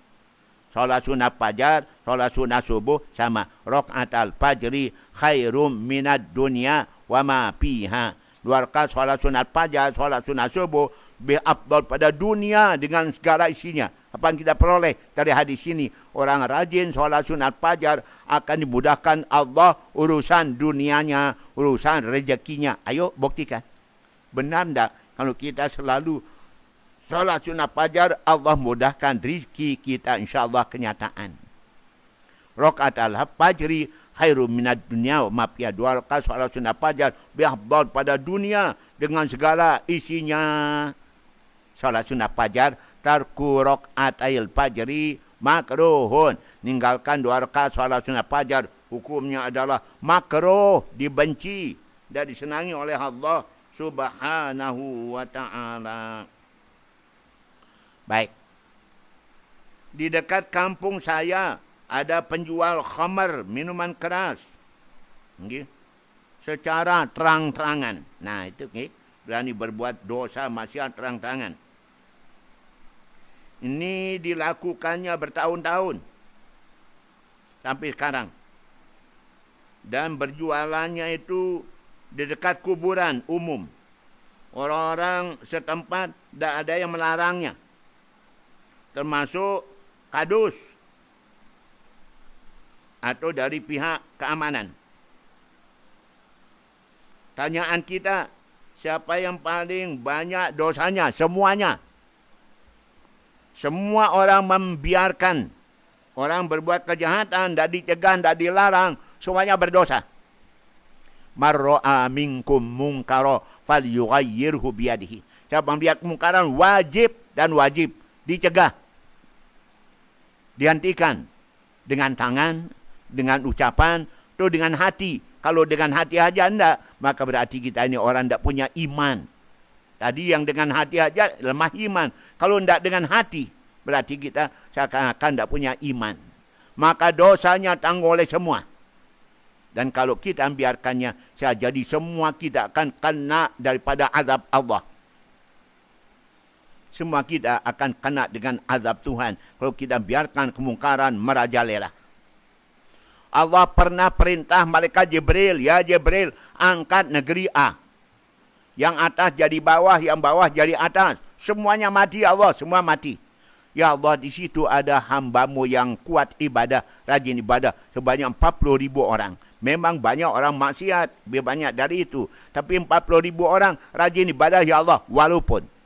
Karena orang rajin ibadah itu tidak peduli terhadap amar ma'ruf nahi mungkar. Dia biarkan kemungkaran merajalela, mereka hanya urus diri, ibadah sendiri. Tak mau dia melarang, mencegah, mengadakan dakwah, pengajian dan sebagainya. Angkat negerinya, balik atas jadi bawah, bawah jadi atas. Semuanya mati bawah tanah yang dibalik Jibril alaihissalam. Kenapa? Tak ada mengadakan amar ma'ruf nahi mungkar. Tak ada melarang. Tak ada yang mencegah. Tak ada yang yang menghindarkan. Jangan lagi orang berbuat kemungkaran. Itu bagiannya. Nauzubillah. Minta dika lebih-lebih para tokoh, kadus, kepala lingkungan, kepala desa, tokoh agama, semuanya paling besar dosanya. Karena mereka paling berwenang itu. Masya Allah. Yang sampai terjadi. Okay? Ada orang pernah bertanya pada saya, mana lebih baik menjamak solat atau mengqadha solat? Karena sebab mengikuti acara nyongkolan atau pesta pernikahan sampai dah dapat solat zuhur, solat asar sampai maghrib. Ya Allah. Menjamak itu kan bagi orang musafir. Musafir jauh. 81 kilometer. Ini hanya setengah kilo atau 1 kilo. Dah mau menjamak solat. Dan meninggalkan solat. Meninggalkan solat gara-gara begawi. Gara-gara nyongkolang. Maka dosa besar. Nah itu maka kalau terjadi seperti itu, wajib dia qadha solatnya, bukan dijamak, tapi wajib qadha. Tapi dia sudah berdosa, sengaja meninggalkan solat pada waktunya. Makhalafa min ba'dihim khalfun adha'us salat wa taba'us syahwat fasawfa yalqawna ghayya. Telah datang satu generasi manusia, lah mereka itu adalah orang-orang melalikan solat, yang turutkan hawa nafsunya. Mereka akan menemui kehancuran, kebinasaan, kesesatan. Itu dia. Generasi meninggalkan solat akan mengalami kehancuran. Karena ini banyak sekali generasi yang akan binasa. Kenapa? Narkoba, minuman keras, HIV AIDS, kemudian perzinahan, pelacuran, perjudian, mana-mana merajalela. Berarti mereka telah mewajibkan diri untuk mendapatkan azab dari Allah Subhanahu wa taala. Itu dia akan terjadi. Wa na'udzubillah min dzalika. Jadi menjamak tidak boleh. Ini bukan musafir. Mengqadha juga berarti melalikan solat. Dosa hukumnya. Oh, na'udzubillah min dzalika. Jangan sampai nyongkolang. Bahkan orang lalai solat. Okay? Maka fawailun. Maka wail bagi orang yang pawai nyongkolang sampai meninggalkan ibadah solat. Neraka wail bagi mereka. Bagaimana hukumnya orang tua yang suka ikut campur dalam urusan keluarga anak-anaknya? Apabila campur tangan orang tua terhadap anak sampai anak bercerai, maka orang tuanya akan dicerai Allah dari surga. Man farraqa baina imratin wa zawjiha, faraqallahu bainahu wa bainal jannah yaumil qiyamah. Siapa yang campur ikut campur dalam urusan keluarga orang sampai mereka bercerai, besok dia yang akan dicerai Allah dari surga. Tak jadi masuk surga. Dah lihat surga gitu nikmatnya. Ditarik lehernya ke belakang buat ke neraka. Mau? Kalau gitu dah usah deh. Sibukkan diri pada nanti masuk neraka. Walaupun orang tua. Beri nasihat boleh. Beri peringatan. Saran boleh. Tapi ikut campur sampai orang bercerai. Tidak boleh. Baik. Okay? Demikian. Lanjut. Assalamualaikum warahmatullahi wabarakatuh. Waalaikumsalam warahmatullahi wabarakatuh. Gimana cara menghadapi orang tua yang sangat cerewet, sangat ceriwis? Ya Allah. Dan kita sebagai anak tidak bisa berlaku lemah lembut. Karena orang tua kita sudah mendidik kita, berikan contoh kata-kata yang kasar, yang keras. Tidak boleh gitu dong sebagai orang tua. Orang tua adalah guru, orang tua adalah contoh teladan. Apa lakukan orang tua itulah contoh. Pernah terjadi seorang tua nyuruh anaknya, nak, jujur nak, jujur. Bapak nyuruh kita jujur, saya tahu dari mana bapak dapat uang. Sudah. Bapak nyuruh kita bangun. Bapak sendiri masih tidur. Belum sholat subuh. Ya Allah. Jadi orang tua mesti jadi contoh teladan dalam segala hal terhadap anak-anak. Okay? Apa yang kita lakukan bisa dicontoh oleh anak. Suka nginam beram, anak bisa nginam beram. Kita suka bohong, nanti anak kita suka bohong. Semuanya orang tua beri contoh pertama. Al-ummu madrasatul ula. Orang tua adalah guru pertama, contoh pertama. Baru guru yang ada di madrasah, di sekolah. Okay? Baru orang lain. Orang tua paling dulu memberikan contoh. Ibu dan bapa. Bagaimana dengan seorang haji? Tetapi suka membicarakan orang. Suka ngurus hidup orang lain. Kok bisa? Bahkan sering membenci, tidak menyapa tetangganya. Pak Haji, Bu Haja, jangan gitu dong. Itu bisa menyebabkan haji kita mardudun, la yuqbal. Tanda haji mabrur. An yadya khairan mimma kana wa la yu'awidan ma'asiyah. Tanda haji mabrur.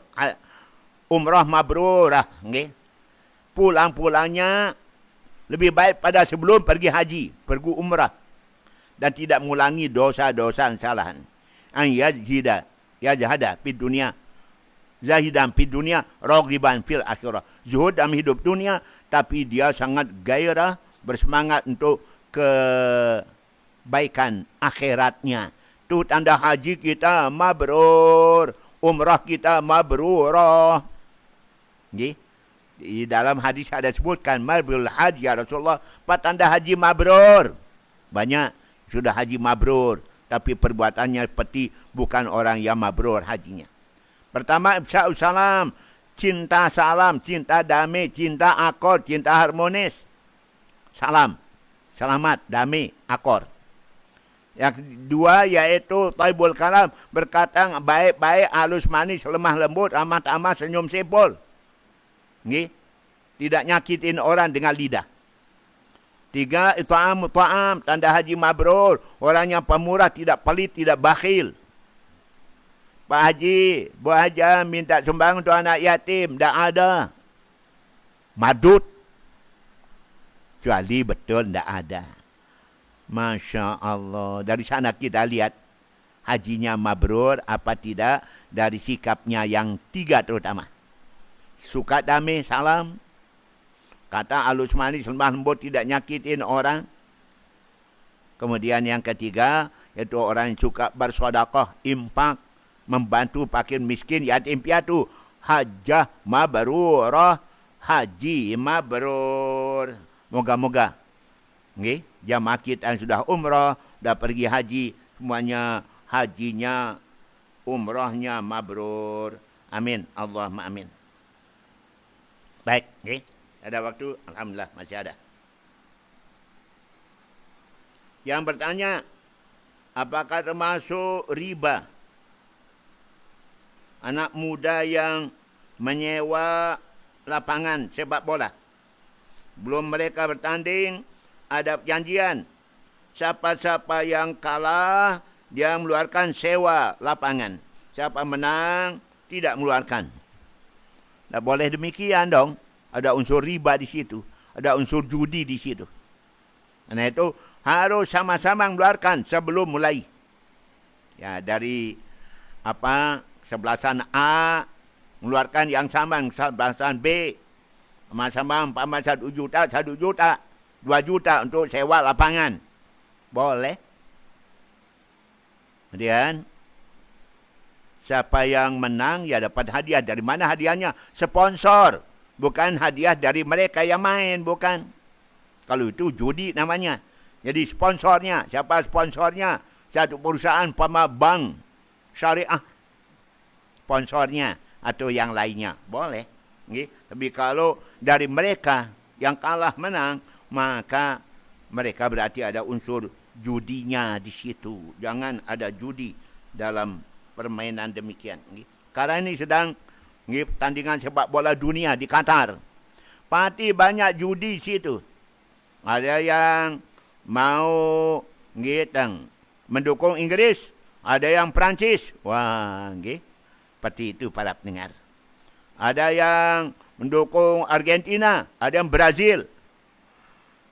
Mereka mengeluarkan uang, mereka taruhan. Taruhannya besar. Bukan hanya juta, 2 juta. Bisa miliaran. Bisa kaya, bisa miskin. Karena taruhan. Judi. Tiap judi haram hukumnya dalam Islam. Gimana ya? Di Qatar, negara Islam, tiba-tiba ada perjudian di situ. Ya dosa baginya. Gimana dengan orang yang suka terbang malam? Selak. Apakah dia masuk syirik? Masuk dalam syirik apa? Syirik itu syirik.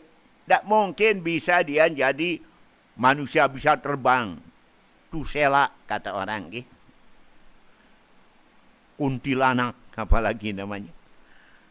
Kalau dia tidak syirik lebih dahulu. Harus syirik sama dengan seher. Seher bisa mempan sehernya kalau dia sudah syirik kepada Allah Ta'ala. Jadi masuk syirik. Seher masuk syirik. Syirik besar, syirik kecil, syirik tersembunyi. Syirik besar nyembah patung. Syirik kecil, riak, sok, pamer. Syirik sembunyi, benci pada orang baik-baik, tapi cinta pada orang-orang yang maksiat durhaka. Itu banyak terjadi zaman sekarang. Ya Allah. Kita tidak fikir akibatnya. Kita lanjut.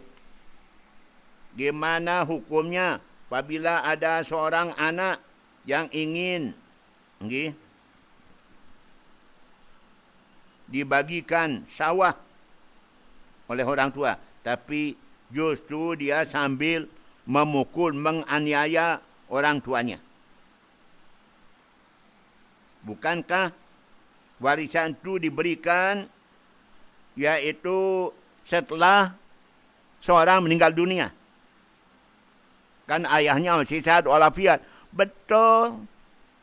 Warisan itu adalah harta peninggalan orang yang sudah meninggal dunia. Itu warisan namanya. Orang tua meninggal, warisannya itu dibagi kepada ahli warisnya. Bukan masih hidup. Masih hidup bukan warisan namanya. Hibah namanya, pemberian. Jadi baru diberikan warisan kalau sudah meninggal dunia orang tua. Apalagi sampai mukul orang tua. Ya Allah. Apa besar dosa kita. Tadi kita lihat di TV. iNews TV. Berita tentang seorang anak yatim. Sudah dewasa tapi membunuh bibinya. Karena dia belum dibagikan warisan oleh bibinya. Dia bunuh. Ujungnya apa? Warisan tak dapat. Yang dia dapat masuk penjara seumur hidup bisa jadi. Oh, na'udzubillah. Na'udzubillah. Gara-gara harta tak harus masuk penjara seumur hidup. Baik. Apa ini?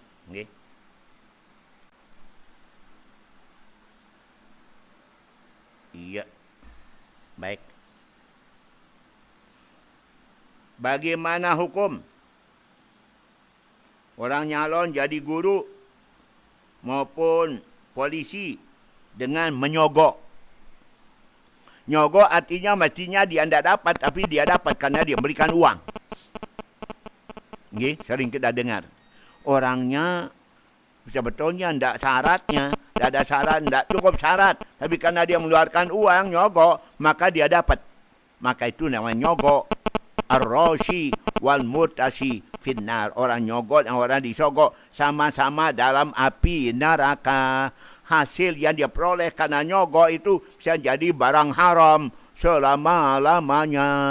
Gajinya, penghasilannya yang dia peroleh melalui jalan nyogok bisa jadi penghasilan haram seumur hidupnya. Oh, na'udzubillah. Na'udzubillah. Zaman sekarang sudah samar, saru masalah nyogok ini. Ada yang mengatakan, itu kan syarat, itu kan administrasi dan sebagainya. Padahal itu adalah sogok suap. Na'udzubillah. Min dzalika. Mari kita lihat.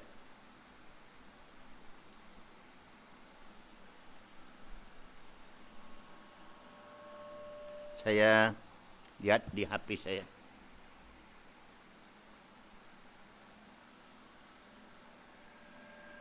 Assalamualaikum warahmatullahi wabarakatuh. Waalaikumsalam warahmatullahi wabarakatuh. Apa kabar Pak Ustaz? Alhamdulillah. Baik-baik ya, mudah-mudahan kita sehat walafiat. Amin.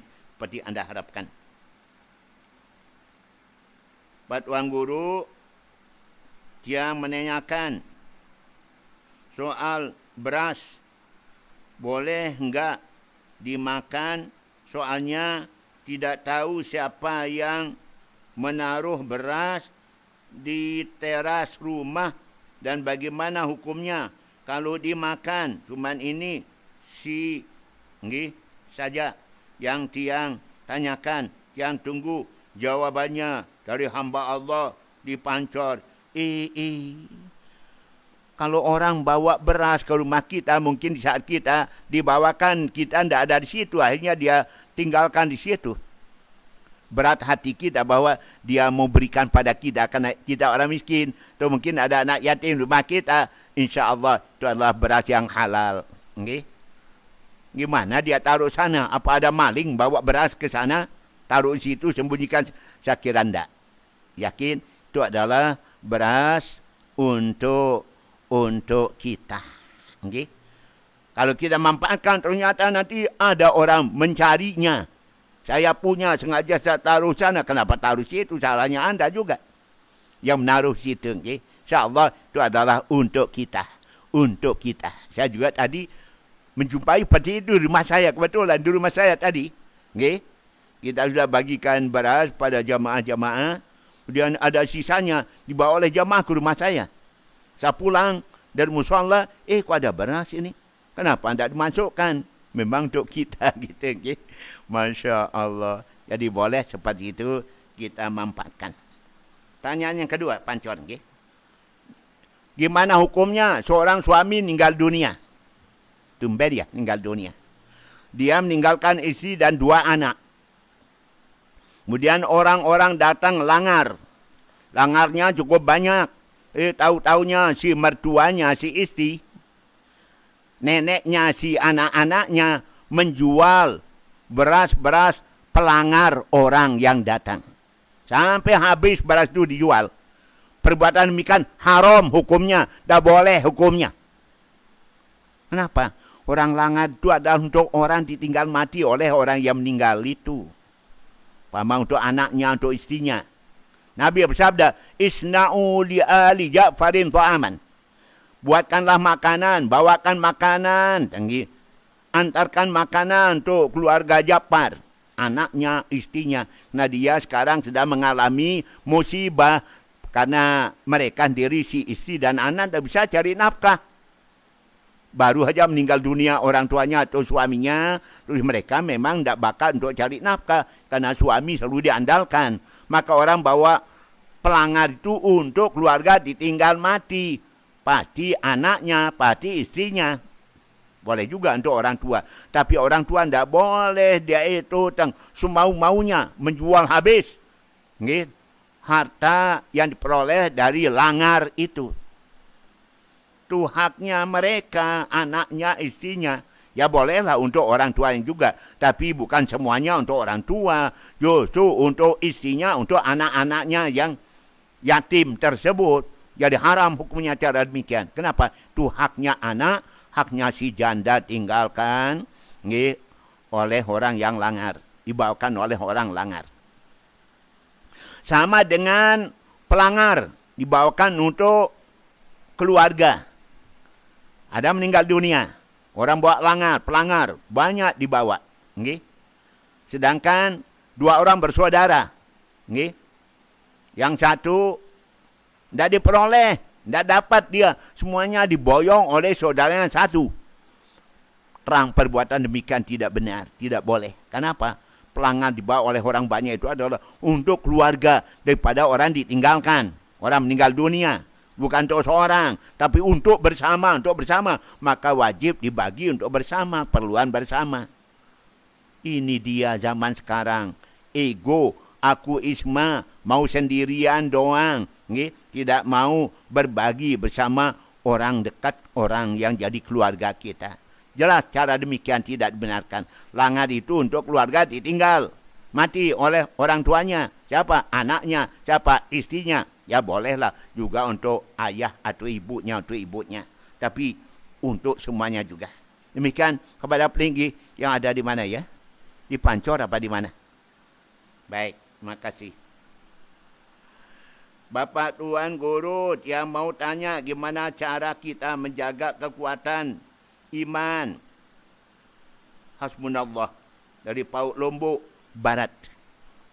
Para pendengar, cara membina iman itu ada 4. Pertama, meningkatkan ilmu agama kita. Rajin nuntut ilmu, rajin belajar, rajin ngaji. Itu yang pertama.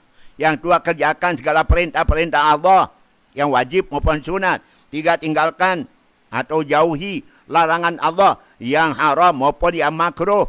Yang ketiga, banyak zikir, banyak doa, banyak baca Quran, banyak solat tahajud. Itu dia cara membina keimanan. Dan samping bergaul dengan orang-orang yang soleh. Seorang anak muda datang kepada Syekh Hasan Basri, ulama tasawuf yang terkenal juga. Okay? Ya Syekh, saya ingin jadi orang hidup bahagia, apa saya amalkan? Maka disebut oleh beliau, kerjakan amal 5 macam. Alaika bi khamsi sal fahfazuha. Dalam kamu lakukan 5 macam, pelihara dia. Apa ya Syekh?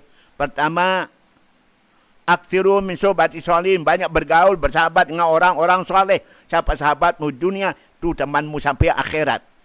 Almar'u ma'am man ahabba ilahi yaumal qiyamah. Seorang sama siapa jadi sahabatnya dunia, itu temannya sampai akhirat. Bersahabat dekat dengan Bapak Tuan Guru Bajang, insyaAllah sampai akhirat ngiring beliau. Dekat dengan Al-Maghfurullah Walasai, ngiring beliau.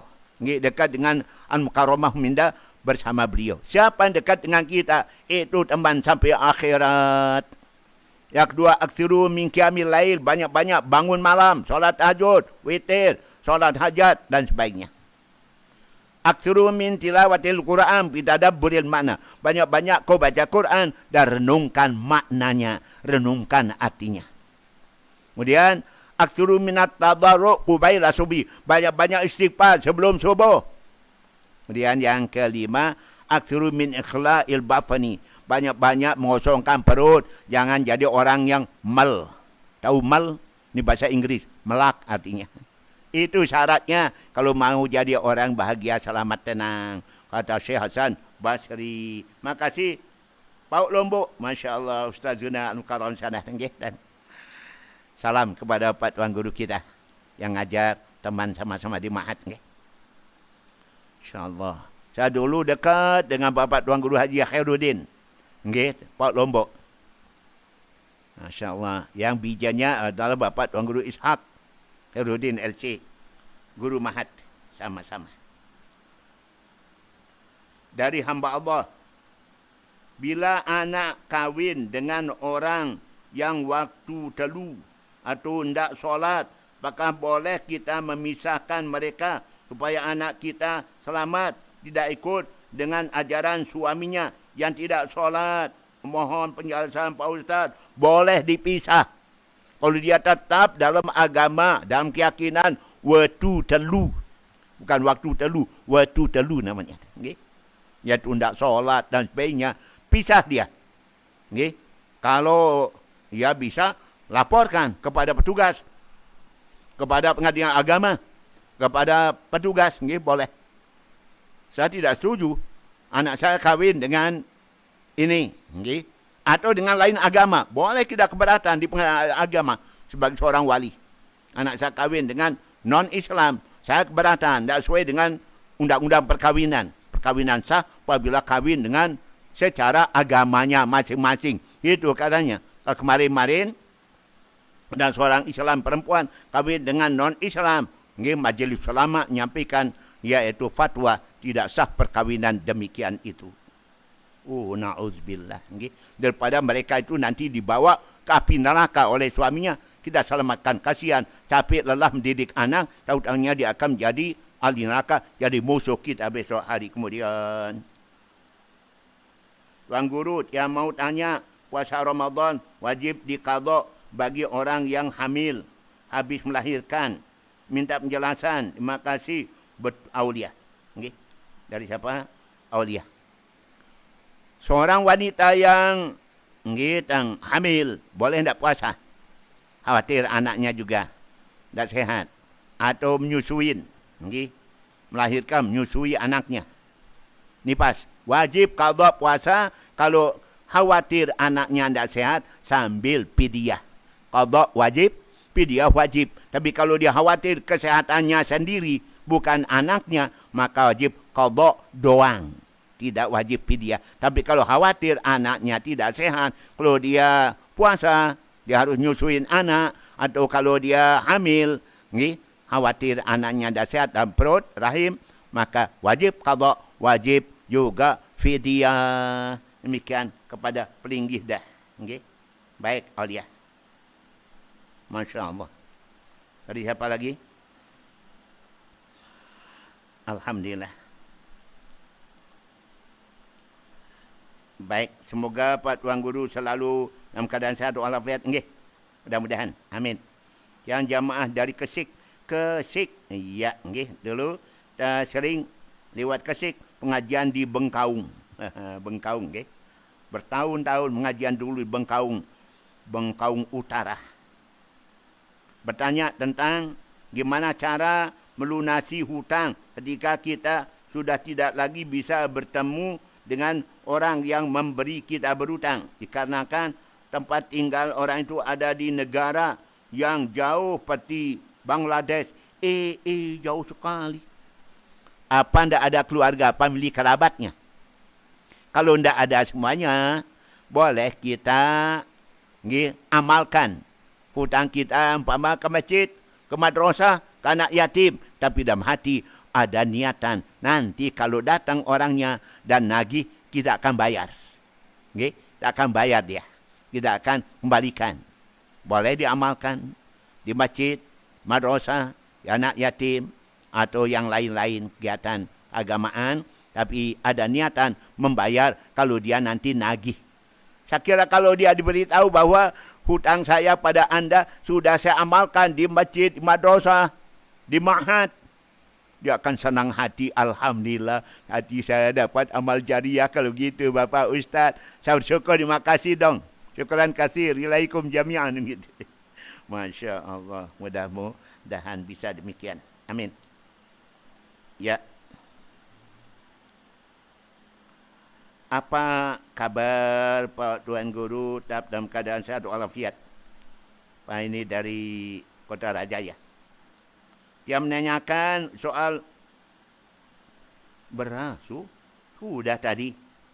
Siapa yang menaruh beras di teras rumah kita? Gimana hukumnya kalau dimakan? Kalau yakin bahawa itu memang untuk kita, bukan untuk kita, cuma tidak ketemu dengan kita, ya bolehlah. Nanti kalau dia datang, ya kita beritahu, anda taruhkan saya beras di teras saya. Iya Pak, untuk anda. Tapi kalau bukan untuk anda, masa dia taruh beras di rumah kita, lantas beras itu bukan untuk kita. Saya kira tidak pasti kalau begitu, tidak ada izinnya. Dia naruh beras itu untuk orang. Ada ini, pulsa. Dari Ibu Sumi ke melihat, makasih. Oh iya. Mudah-mudahan dibalas Allah kebaikan kita. Tiap kita berbuat kebaikan, pasti ada balasan dari Allah. Ada suami meninggal dunia. Oh iya. Punya anak 2 orang. Beras pelangar dijual oleh si mertuanya. Gimana demikian? Sudah saya jawab tadi. Sudah saya jawab. Tak boleh demikian. Pelangar itu adalah untuk ditinggal mati oleh seorang. Siapa tinggal mati? Istrinya dan anaknya. Ya bolehlah dikasih untuk ibu bapak kita, ibu bapaknya. Tetapi yang diutamakan adalah keluarga ditinggal, yang dia itu tidak bisa mencari rezeki lagi. Karena kaum wanita dan anak-anak kecil tentu tidak mampu dia mencarikannya. Itu untuk istrinya dan untuk anaknya. Kalau umpama sepakat, mari kita jual separuhnya untuk perluan ini dan ini, sama-sama mau, bolehlah seperti itu. Tapi kalau semau-maunya, menjual semuanya, tidak boleh dong. Bagaimana hukum di dalam satu kampung tidak ada yang sholat jamaah? di masjid. Nenek Qazi. Gimana hukumnya seorang yang berzakat dengan uang, tapi uang yang dipakainya dari bank rontok? Dua hukum. Taman tidak ada orang berjamaah di satu masjid di kampung. Semua penduduk kampung itu dijajah, dipimpin, dikuasai oleh syaitan. Ma min salasatin fi qaryatin wala baduin la tuqamu fihimul jamaah illa qad istahwadha 'alim syaitan. Apabila satu kampung tidak ada 3 orang saja berjamaah, tidak ada. Apalagi lebih banyak dari itu. Seluruh penduduk kampung RT RW itu dipimpin, dijajah, dikuasai syaitan. Sehingga semuanya kesyatanan. Pak RT-nya juga kesyatanan. Pada kampungnya juga kesyatanan. Dan kedua, kita itu pakai uang dari yaitu uang dari bank rontok dipakai untuk sedekah, maka tidak ada pahalanya. Uang riba dipakai untuk sedekah, untuk zakat, untuk infak, maka Tuhan tidak terima. Siapa-siapa sedekah dengan uang haram sama dengan orang itu mencuci pakaiannya dengan kencing sendiri. Firman Allah dalam hadis kursi, Na'udzubillah min dzalika, berarti tidak ada pahalanya. Demikian para pendengar yang dirahmati Allah Ta'ala. Terima kasih atas doanya. Mudah-mudahan kita sama-sama selamat dunia dan akhirat. Amin. Allahumma amin. Makasih. Wallahu muwaffiq hadi la sabilur rasyad. Wassalamualaikum warahmatullahi wabarakatuh.